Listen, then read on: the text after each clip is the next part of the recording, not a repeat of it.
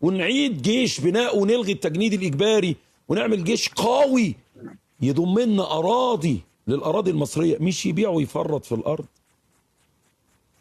طب ما هو الجيش يا عم بهجت من شعب مصر برضه. طب ما انت هو وماله الجيش ده المجرم يطلع من شعب مصر. انت ليه اسمع يا حد يا ليه كلب، عائله وليه؟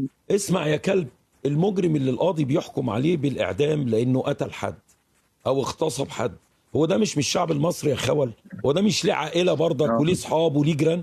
لكن القاضي بيحكم عليه بالإعدام ليه؟ لأنه ارتكب جرما يستحق عليه الإعدام.